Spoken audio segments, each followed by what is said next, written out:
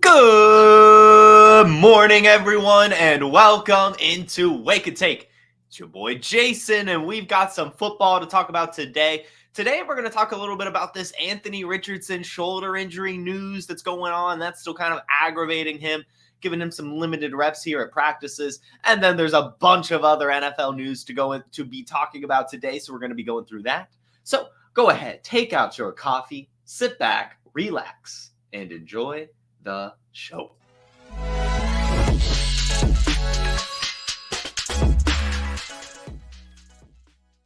All right, welcome in, everyone. Glad to see you all this morning. Good morning to you, Bach. Good morning to you, Dakota. Good morning to everyone listening on YouTube, Facebook, Twitter, Instagram, the podcast. Thank you all so much for tuning in to Wake and Take this morning. Anthony, how's it going? Before we get too far, I want to show you guys something. I don't know if this is going to be the future or anything, but I got kind of creative.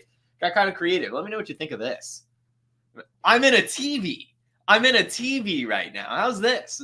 This might be too much. I didn't know if I got too creative here, but I was like, oh, this could be kind of fun, maybe working on a new overlay. I don't think this will be the one, but just know that Wake and Take, at least by the time the season rolls around, I'm trying to work on refreshing the show. I think we're due for an update. I don't think it's going to be this, but I thought this was kind of silly. So look at me. I'm in a TV. Ah, help me. Anyway, that's that. That's that. Let's go ahead and start talking about the news. The first thing I want to talk about today is this Chase Claypool stuff going in.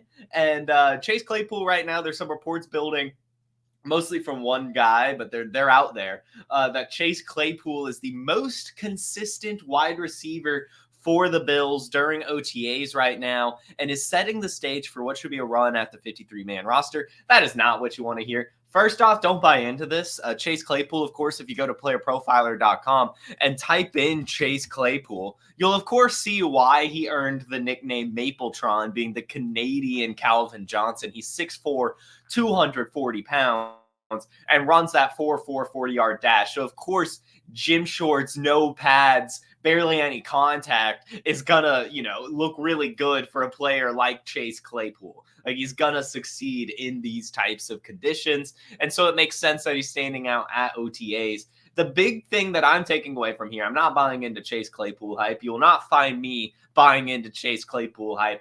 If he burns me, he burns me, whatever. But he's, bounced around too many teams at this point. It seems like he just does not have it. However, as we keep talking about here on the show, when it comes to this Bills receiving room, I am basically avoiding it. I really don't think there's going to be a focal point in this offense. I don't even think it's going to be Dalton Kincaid. I really think that this ball is going to be spread around in this offense, and everyone is going to get a piece, with spike weeks varying from player to player. And there really might not even be spike weeks for receivers outside of Josh Allen, being completely honest. When I'm looking at this receiving room, I am struggling on the Buffalo Bills down to the tight end position. I just don't see a guy earning that potential 30-point ceiling, maybe even a 20-point ceiling for many of these players. We didn't even see that from Dalton Kincaid last year. He was only scoring in the teens.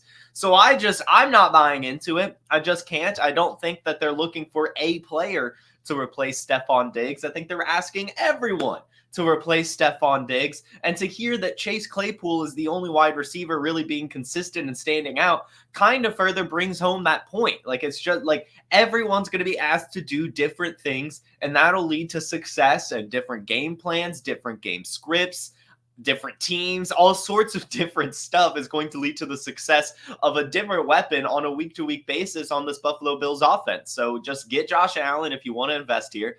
Maybe James Cook, probably Ray Davis. Like, I don't mind the backfield, but the weapons, I think, Dalton Kincaid is way too expensive. Keon Coleman has the rookie hype. And are you really going to just waste a draft pick on a Curtis Samuel, Chase Claypool, maybe Khalil Shakir? Like they might work out. I'm not saying they won't. In fact, like, at the right price, if they're sitting there and you need a wide receiver, it's probably worth taking that swing, at least in best ball leagues. But in these managed leagues, I would almost just take the approach of staying away. And if one does solidify themselves as a weapon, maybe trying to go trade for them. And because they're not going to be that expensive still. Like, I don't think anyone's going to earn a massive value ceiling on this offense. I think even if you take the wait and see, you're not really going to get that burned, in my opinion. Like, you might have to pay a little bit more, but like at least you know, you know, like I think that that's something important when it comes to just trading for players in general. Like it's okay sometimes to buy a little higher, especially if it's a player that looks to be consistent on this Bills offense. I'm just not sure who it's going to be. I'm really not. I could see it being Curtis Samuel. I think my take is probably Khalil Shakir. I think that's my take. As you guys know, I am someone who generally is aligned with the players that stay on a team on a year-to-year basis, and given Khalil Shakir has steadily been breaking out on the Bills and is really the only consistent piece from last year still on the team, that's the one I'm going to be taking my swings on, coupled with the fact Khalil Shakir is incredibly cheap. So I think that's where I'm at. If you're asking for which Bill Jason's flag planting on, it's Khalil Shakir, and I don't feel great about it. So that's why, again, I'm probably staying away. But I understand that, you know, we have to take these swings every once in a while. But that's the Chase Claypool situation. That's the Bills receiving room situation. I will just say this. Draft a Bills wide receiver at your own risk. I'm not doing it. Won't be doing it. I would rather just take a swing on the other 31 receivers. And if I'm getting a Bill, just making it Mr. Josh Allen. I see a question here. While we're talking kind of Josh Allen, I'll just go ahead and answer it before we move on to the next topic. Dakota asks, how many quarterbacks are you taking in the Superflex Best Ball tournament? And are you grabbing any extra tight ends with the extra rounds? I'm not grabbing extra tight ends. I'm still staying with only 2 tight ends. Specifically because your boy always gets a top tier tight end down to, like, if I don't get Sam Laporta or Trey McBride or, you know, whatever, I'm getting Kyle Pitts. And so when I get Kyle Pitts, I'm not really worried about it. Generally, I'm getting Kyle Pitts and TJ Hawkinson. I'm getting those 2 tight ends because I still think TJ Hawkinson is incredibly undervalued right now. But to answer your quarterback question, I am aiming for 4 every time, maybe even 5 if it's a really bad quarterback room. I haven't done that yet, but I was thinking about it this morning. I don't hate a 5 quarterback build. I had a really bad team. I'll just go ahead and say this. I had a really bad team. Who was my quarterback 1? I think my quarterback 1 was Jalen Hurts. I think this was my Jalen Hurts build. I had the 102. Or no, I had the 101. And no, I didn't go Josh Allen. Again, I put my money where my mouth is, ladies and gentlemen. I'm not up here yapping and lying to you guys. I picked Jalen Hurts over Josh Allen, again, at the 101 in the Superflex Best Ball underdog drafts right now. And I had the opportunity to get my quarterback 2 when it came back around to me on round 2, but I thought that I could push it, and I was wrong. And so I didn't really end up with quarterbacks ever, just because everyone right now in these underdog Superflex drafts, I'll go ahead and tell you right now, are overdrafting quarterbacks, which is hard to say for Superflex drafts, but they are overdrafting quarterbacks. And I'm not sure if it's a best ball thing or what, but it's like, it'll be round 3 and your best quarterback available is like Derek Carr. And it's like, what the hell happened here? That should not be how Superflex drafts go right now. So you can actually get really, really good value on the weapons. I actually am very happy with a lot of my Superflex builds, even the skinny quarterback ones, which will be this one I mentioned here: Jalen Hurts, Will Levis, Michael Penix, Gardner Minshew. I didn't feel great about it, but I don't feel bad about it either. Just because, I mean, I have Jalen Hurts. I like Will Levis. But yes, that's where I'm at. I am taking 4 and maybe 5 if I am really, like, if it's just bad. Because I think, like, that we saw 66 quarterbacks start last year, right? You need your quarterbacks. So anyway, we spent way too long on Chase Claypool for some reason. Anyway, we'll go ahead and move on to the next bit of news I have for you guys, which revolves around a former Bill, Brian Daboll's New York Giants right now. What's going on in that running back backfield? We know that, of course, Saquon Barkley is gone, and we know that they've brought in Devin Singletary. Well, this is what head coach Brian Daboll had to say on Devin Singletary. Devin's been a productive back when he was with me at Buffalo. He knows our system inside and out. So again, sounds like Devin Singletary, Mr. Motor himself, is going to be a featured back here in New York. However, he did go on to talk about Tyrone Tracy as well. And he said that he's done a really good job in this camp, picking up the information pretty quickly and just looking good at camp. So it sounds like, again, that you need to be taking Devin Singletary at his value. It's disgusting. It's gross. I know it. But he's probably a fine running back to roster. But also, at the end of these drafts, there's a guy who's available in all of them, and his name is Tyrone Tracy Jr. We talked about it at the Draft House live on the Player Profiler draft coverage. Podfather was talking about how excited he is about this prospect. He's a wide receiver turned running back. He has the Rachaad White best comparable. He runs the 4.48 40-yard dash, and he's got good size at 5'11", 210. Again, I just mentioned he's a wide receiver turned running back. So this is a pass catching running back who had 716 rush yards and 132 receiving yards last year. Now that was at Iowa, so it's not like, they do. Wait, why does that say Iowa? I thought he went to Purdue. Anyway, doesn't matter.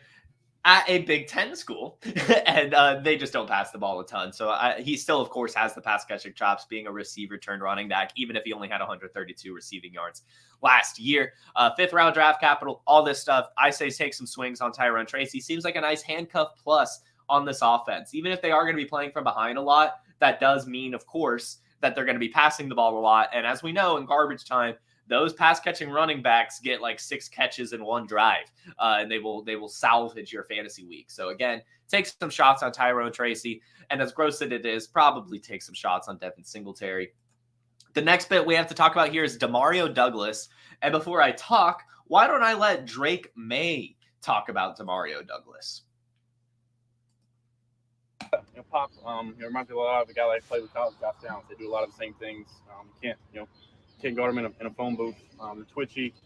His speed. I think those two things you can't work on. Speed and twitchiness. So he's got them both, and look forward to see what he does. So yeah, that's Drake May basically hyping up Demario Douglas, saying that he reminds him a lot of Josh Downs, who was his favorite wide receiver to throw to at North Carolina. He had back-to-back 1,000-yard receiving seasons with Drake May at North Carolina. And yeah, they are very, very similar prospects. They're both a little undersized. Demario Douglas 5'8", Josh Downs 5'9". They're both 170-something pounds. They both run a 4.4 40-yard dash. They both have above-average burst agility and catch radius despite their small size. The difference being, of course, Demario Douglas went to Liberty and Josh Downs went to North Carolina, kind of affecting their draft capital. But Demario Douglas, we saw last year on the Patriots, had 78 targets, which was not too bad, especially for a late 6th-round rookie. He earned 560 receiving yards, didn't score any touchdowns, but this was a terrible, terrible, terrible Patriots offense last season. So to see even a little bit of production from him is awesome. It was awesome. And right now, Demario Douglas is cheap. He is going later than Jalen Polk. He is going later than Javon Baker. And yet he, again, is one of the more consistent weapons kind of returning to this offense. Now, the difference here is that there's no quarterback to wide receiver chemistry already built. That is generally where I like to lean. That's why I'm targeting Khalil Shakir for the Bills. That's why I like Josh Palmer in Los Angeles. But, still just being within the team and the organization, staying there, he's probably going to have a decent role, probably be the slot guy, I think, maybe. But Jalen Polk could do it too. And that's probably why his ADP is where it's at. Like, we just don't, like, this Patriots receiving room. Listen to this. Jalen Polk, Javon Baker, Demario Douglas, Juju Smith-Schuster, Kendrick Bourne, KJ Osborne. It's a lot of guys outside of Javon Baker who play the same role, and Tyquan Thornton, I guess, who's a speedster. So it's confusing, but given the what do you call it, seniority, Demario Douglas probably has, the upper, he's at the top of the totem pole. I don't know why I couldn't say that. The upper? Where was I going with that? Doesn't matter. Demario Douglas looking like, getting the reps with Drake May, which you love to see. And it's also, establishing a good connection. So this is one I think I might start taking some more swings on in both Dynasty and Redraft. Again, I am still firmly in the Javon Baker camp, and I'll go ahead and put myself on the record. I'm not quitting Tyquan Thornton yet. You guys know I like this archetype of player. I love these speedsters. Well, Drake May just has a cannon for an arm, and there was no one with the speed like that on the Patriots. So Tyquan Thornton will be the field stretcher. What that means for fantasy, probably fucking nothing.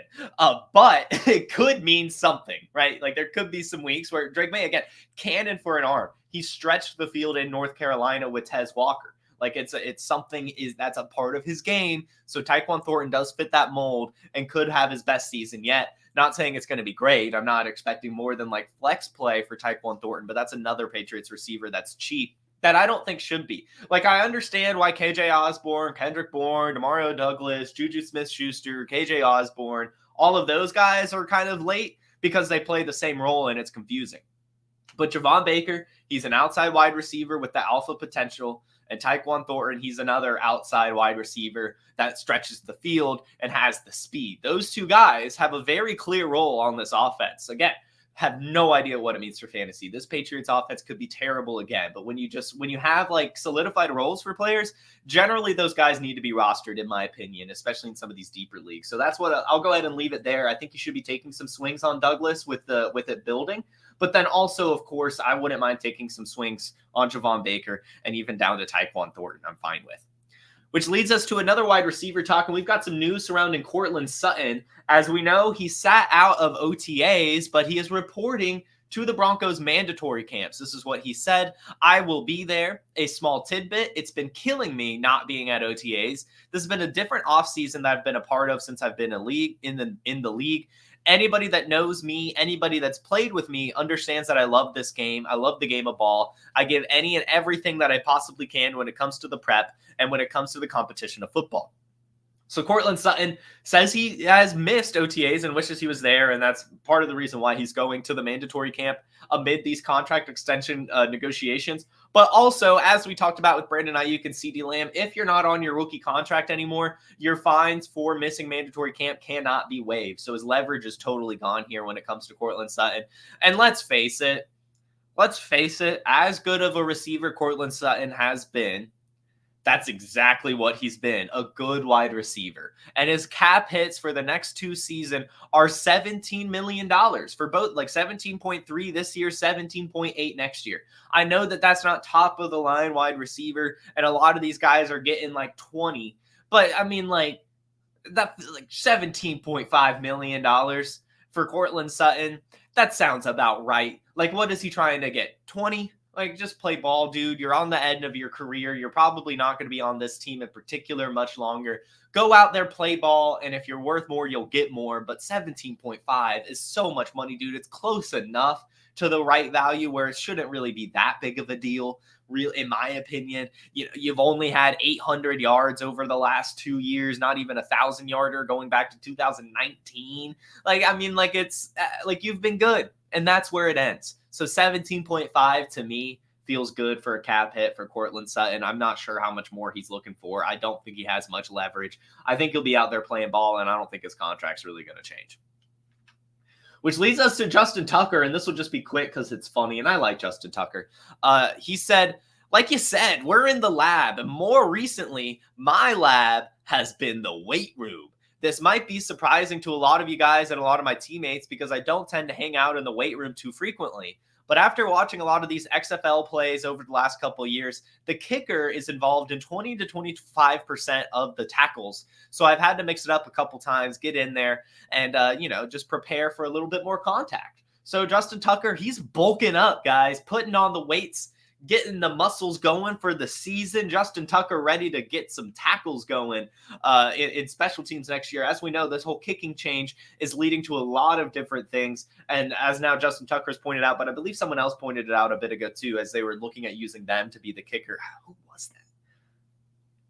I think it was like some running back they were trying to use as a kicker. Doesn't matter. We'll come to it if it comes up again. But either way, it has been brought up before that the kickers actually make a lot of these tackles because of like the waiting for the ball or something like. And so a lot of teams are actually looking at not using kickers for these, which is interesting. So anyway, Justin Tucker putting on some weight, expecting to make some tackles. This whole kicking rule change is going to lead to a lot of different things. And it sounds like if kickers are involved in 20-25% of the tackles, it sounds like 20 to 25% of these bad boys are going to be taken to the house. Let's go. And I love kickoff return touchdowns. That's my favorite type of play.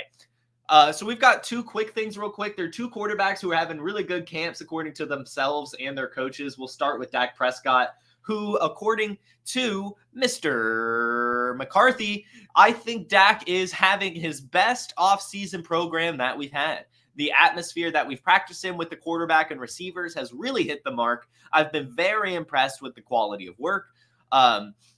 With the quarterback, when the connection is there in the perimeter realm, and that's been the majority of our physical activity, the connection is better. The receivers are playing with more urgency, more reps, the timing is better, and the real test will be when we get to training camp. And Prescott goes on to basically agree with everything he said. He just said, it's what this game means to me. I talk about it every offseason. My focus is always getting better overall in every aspect that I can, and in every aspect of my game, making sure I'm pushing the guys around me. So, sounds like the Cowboys are having a good camp right now. Sounds like Dak Prescott's doing well. And again, I just wanted to bring this up because CeeDee Lamb is not present. This is, of course, opening the wide receiver room up to everyone on the depth chart as they're going to try to fill CeeDee Lamb throughout this offseason. CeeDee Lamb, again, does not have to report at all this offseason. He is still on his rookie contract. We talked about this. If he does sign the extension, NFL teams can and probably will waive all fines incurred if he skipped these camps. So I'm not really expecting CeeDee Lamb to return at all until he gets paid,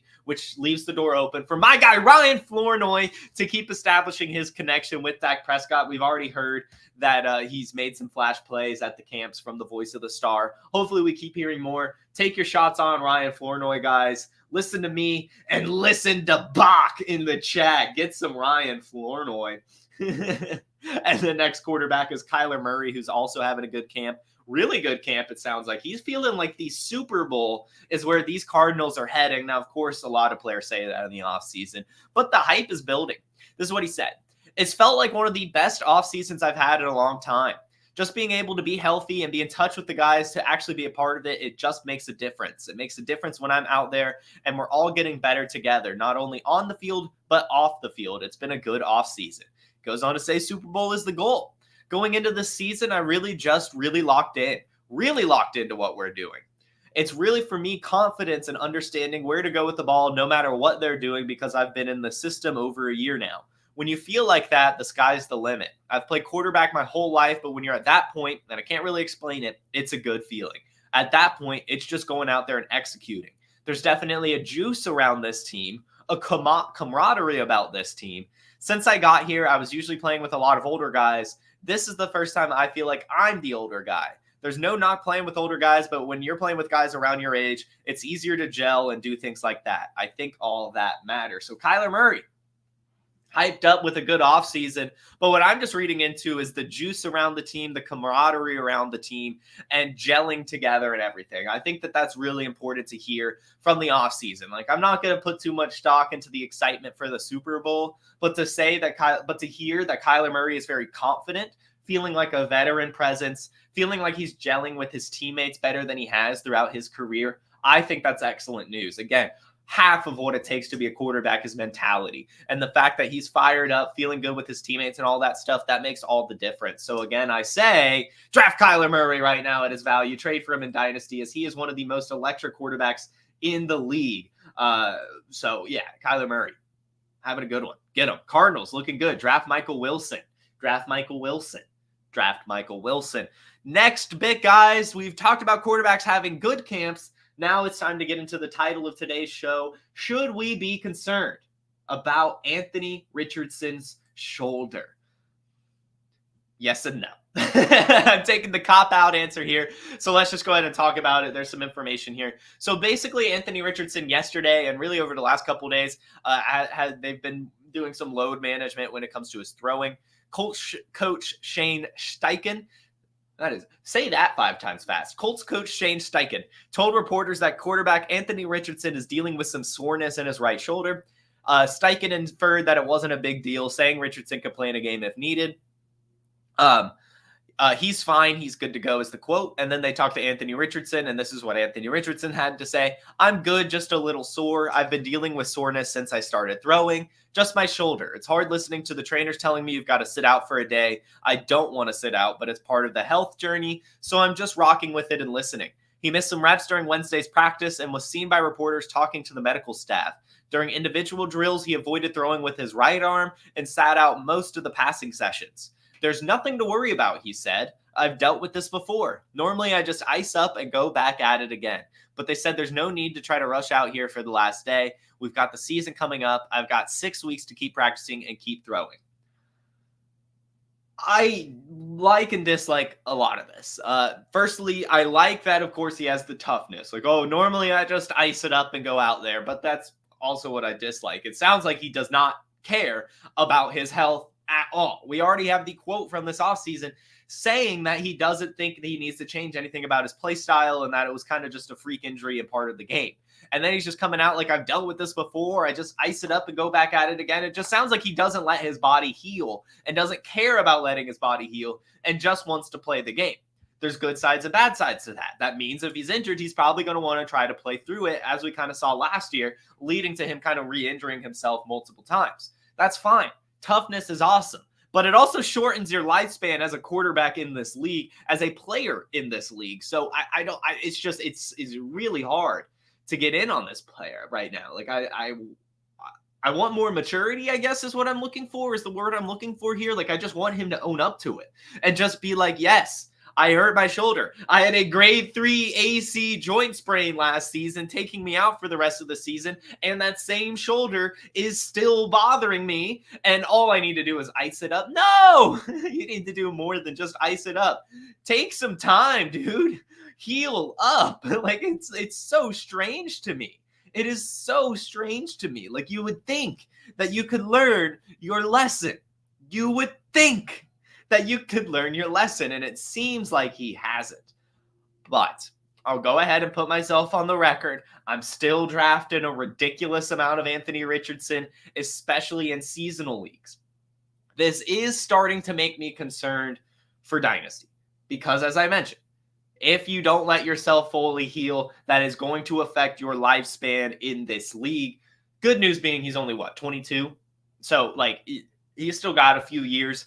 But, so you're probably fine this season. Probably is going to maintain his value for a little bit longer. But it sounds like also like one more injury and people are going to just officially call him injury prone. Like he's not quite there yet because it's only been one season, but it was 2 injuries in 4 games. Like it's concerning. It's very concerning. The thing that's not concerning, though, is that the AC joint sprain has been a historic injury for quarterbacks in the league. And pretty much all of them have returned to play just fine.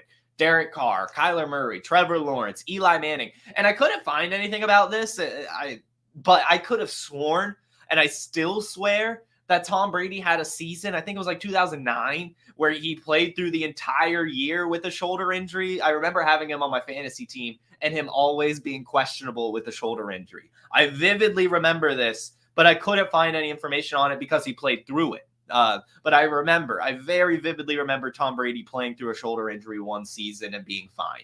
So, and so even though that this is his throwing shoulder, we've seen it happen before where quarterbacks have had this AC joint sprain and got back. This is also grade 3, so it's not like the most severe case. There's actually, I believe it goes up to grade 5, but I know there's at least a grade 4. The only reason I'm saying there's a grade 5 is when I was Googling it, it said that it could be grade 4 or higher. So there's something else out there. There's a super mega AC joint sprain too. But it wasn't the most severe of cases. It was only a grade 3, which is still, of course, severe, but not crazy severe. But it just sounds like a weird mental thing that's going on with Anthony Richardson that is making me a little concerned in Dynasty. We'll let this offseason play out for now. In fact, I just finished writing about Anthony Richardson as my year 2 breakout candidate for another one of those Win Your League with the Player Profiler staff articles coming out later this week or early next. So, like, I'm obviously still believing in him. And like I said, I'm going to draft him and redraft. But in Dynasty, I could see, I mean, like, with him being so expensive, like, if he gets hurt again, you're going to lose a lot of value. He is so hard to acquire right now that if you do pay that king's ransom and he gets hurt again, that could be a franchise losing. Like that could be like you are stuck rebuilding for the next few seasons type of destruction. So I'm a little concerned to Dynasty. I'm not gonna lie, but I think you should still take your swings and redraft because he could literally win you your league. So it's like it's a win some lose some type of thing with an athlete like this. So I would say yes, we should be a little concerned, but not too concerned too much. Yeah, as Chuka says, after surgery, it's sore, and we're at the beginning of June. Exactly. I think before I start officially fading Anthony Richardson, I'm going to, again, just take the whole offseason. We'll see how it goes. But I am starting to get a little concerned. Again, this sounds like a mental thing more than a health thing. And that's where I think the issues can arise. I'm a big, firm believer in headspace and being in the right everything and stuff like that. So I want to see more maturity from Anthony Richardson, I guess, is where I'm at. But again, take your swings and redraft. It's fine. In Dynasty, I don't think I'm buying him. I'm not selling him. I'll say that. I'm holding him if I have him, but I'm definitely not paying a king's ransom right now. I'm too concerned. So anyway, We have a question here from Mike. It is not, or on the Underdog Superflex tourneys, just real quick. It is not, you have to go to drafts. You cannot click on the NFL button. You have to be in drafts, go home. It's the featured contests. I think you just swipe all the way to the end. It's there. It's called the Puppy But Superflex. It's just not in the NFL section for some reason, but you can find it. I think I just have a couple more things for you guys. Jeez, I have a few more things for you guys. Lots of news, apparently. We'll start with Nick Chubb. Nick Chubb has no timetable on his knee injury. He says, I'm just taking it day by day. It's Wednesday, and that's my whole mindset. I'm getting better every day, taking it day by day, and getting better, just trying to get stronger. I like where I'm at. I'm where I need to be. I would say that. The biggest thing for me is getting better every day. He did say I was down in September, and I didn't start moving really well until lately. So now it's feeling good to just be able to move around. So it sounds like Nick Chubb actually still has a long time to go on his recovery. We do know it's a gruesome injury. We do know the surgery was successful. So he will be playing football this year. But it sounds like he's not going to be 100%, maybe at all this year, but especially the first few weeks of the season. So I just want to, again, use this time to say draft Jerome Ford. He's going after Nick Chubb for some reason. I think that's a misstep. Jerome Ford even last year only had a 50% opportunity share and was still really good. So even with a probably healthy Nick Chubb, he should still get about a 50% opportunity share, in my opinion. I think they'll both split this backfield when Nick Chubb is active.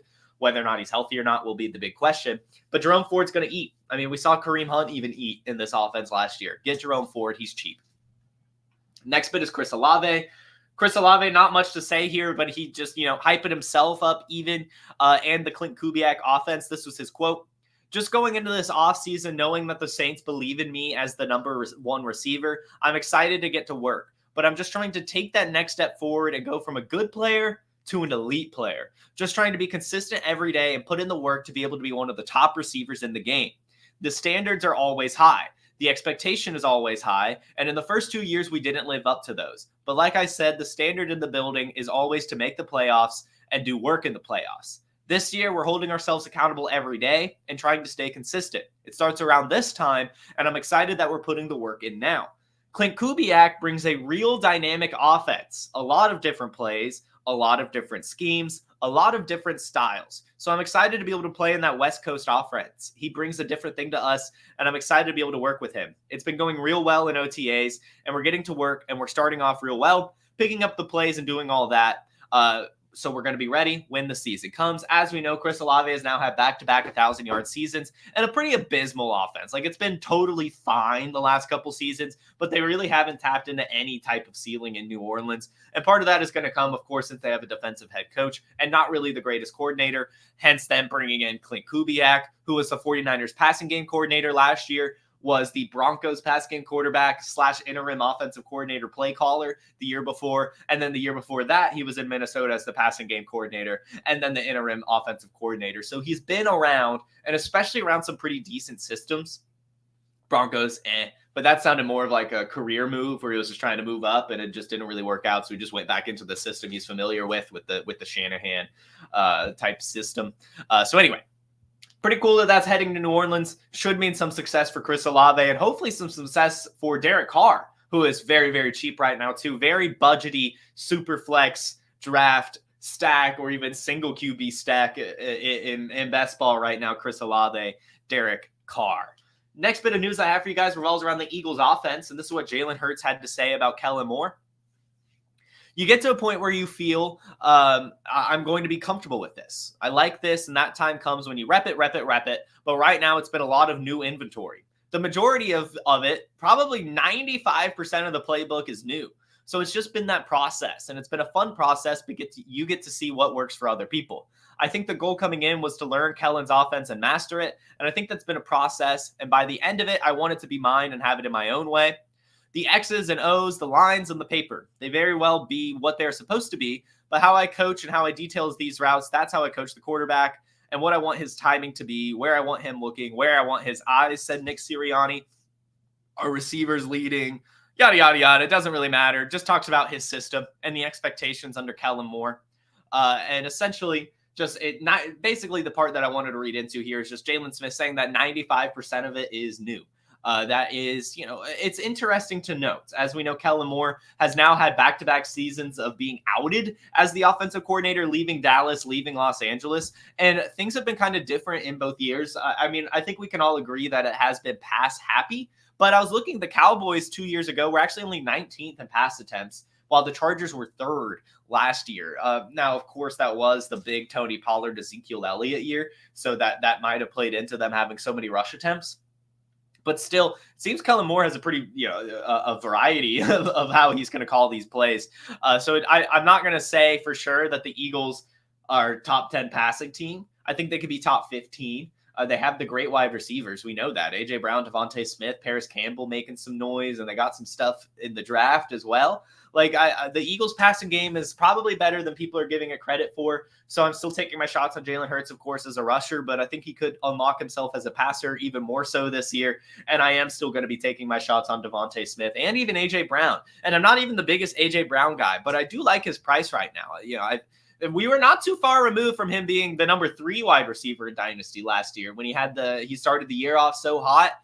People were trading Jamar Chase and Justin Jefferson for him in some leagues. It got pretty wild. It got pretty wild, the AJ Brown hype, and he's still that good of an athlete. So I am buying into AJ Brown right now and Devontae Smith, even if I'm not the biggest AJB guy. That's just an insane athlete on a really good offense, and it sounds like they're going to be passing the ball a bit more next year. And the last stuff I have for you guys are some random-ass signings coming in from the league. Sterling Shepard is signed with the Buccaneers. Mecole Hardman has signed with the Chiefs. Should you do anything? No. Let's answer some questions. Just checked my Flournoy shares in Dynasty. You got them in 5 leagues, 20% rostered, but still have 6 rookie drafts left. I hope you get him in 6 more rookie drafts, Jamie. Good job. Get him while he's cheap. Get him while he's free even. Let's see. Oh, Tony, welcome in. Welcome into listening live. You always listen on the pod, but this is your first time tuning in live. Thank you for listening to the podcast, and thank you for tuning in live. Hope to see you more often in here. Hope you're having a good morning.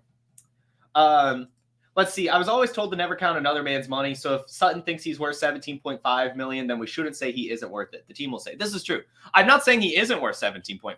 I think he is. I think he could be worth more, right? I mean, this wide receiver market is very, very interesting. I'm just also saying that he should look himself in the face and ask himself, what kind of receiver is he? Where is he at in his career? Where is the team he's on at right now? All the things are just changing around him to where it just doesn't make any sense to get a pay raise at all, in my opinion. At all. You traded Trey Palmer in a 26 second for a 25 first. Did you overpay? Yes. Yes, you did.